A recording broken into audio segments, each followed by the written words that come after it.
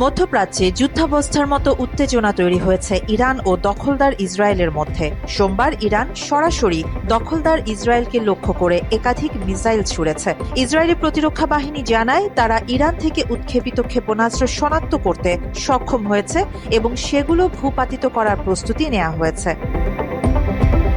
হামলার পরপরই ইসরায়েল জুড়ে বেসামরিক নাগরিকদের নিরাপদ আশ্রয়ে যাওয়ার নির্দেশ দেওয়া হয়। এর আগেই ইসরায়েল দাবি করেছিল তাদের বিমান বাহিনী তেহরানে অবস্থিত ground two air missile launcher লক্ষ্য করে হামলা চালিয়েছে, যার জবাবে ইরান এই পাল্টা পদক্ষেপ নেয় বলে ধারণা করা হচ্ছে।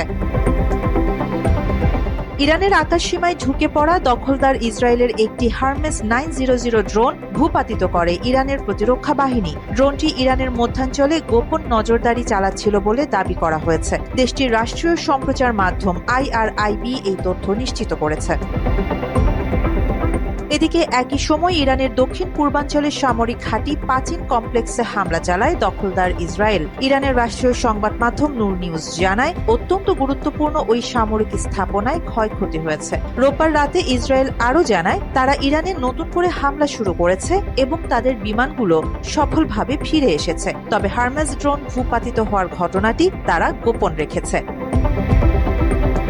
রোববার ভোরে ইরানের 3টি পারমাণবিক কেন্দ্রে হামলা চালায় যুক্তরাষ্ট্র। দেশটির সর্বোচ্চ নেতা আয়াতুল্লাহ আলী খামেনির ঘনিষ্ঠ সহযোগী আলী শামখানি স্পষ্ট করে বলেছেন, খেলা এখানেই শেষ হয়নি। ইরান সমর্থিত সশস্ত্র গোষ্ঠীগুলো এরই মধ্যে যুক্তরাষ্ট্রের ঘাঁটি লক্ষ্য করে হামলার প্রস্তুতি নিচ্ছে। নিউ ইয়র্ক টাইমস এক মার্কিন কর্মকর্তার বরাতে জানায় ইরাকে অবস্থিত আইন আল আসাদ এবং কুর্দিস্তানের ইরবিল ঘাঁটিতে হামলার শঙ্কা রয়েছে। ইরাক সরকার হামলা ঠেকাতে সর্বোচ্চ চেষ্টা চালালেও পরিস্থিতি ক্রমেই নিয়ন্ত্রণের বাইরে চলে যাচ্ছে। মাত্র 30% টাকায় জমির মালিক হয়ে নতুন বাংলাদেশের গড়ে তোলার স্বপ্ন দেখা বাংলা বসতি। ইরানের পার্লামেন্ট ইতোমধ্যে হরমুজ প্রণালী বন্ধের প্রস্তাব পাশ করেছে। এই প্রণালী বিশ্ব বাণিজ্যের একটি গুরুত্বপূর্ণ জলপথ, যার মাধ্যমে দৈনিক প্রায় 20% তেল পরিবহন হয়। যুক্তরাষ্ট্রের পররাষ্ট্রমন্ত্রী মার্কো রুবিও হুঁশিয়ারি দিয়ে বলেন, ইরান যদি প্রণালীটি বন্ধ করে দেয় তবে সবচেয়ে বেশি ক্ষতিগ্রস্ত হবে চীন এবং বৈশ্বিক জ্বালানি বাজারে ভয়াবহ সংকট সৃষ্টি হবে। পাকিস্তান এরই মধ্যে ইরানে মার্কিন হামলার নিন্দা জানিয়েছে। পাশাপাশি দেশটির পার্লামেন্ট সম্প্রতি যুক্তরাষ্ট্রের সাবেক প্রেসিডেন্ট ডোনাল্ড ট্রাম্পকে শান্তিতে নোবেল পুরস্কারের জন্য মনোনয়ন দেওয়ার সিদ্ধান্ত নিয়েছে।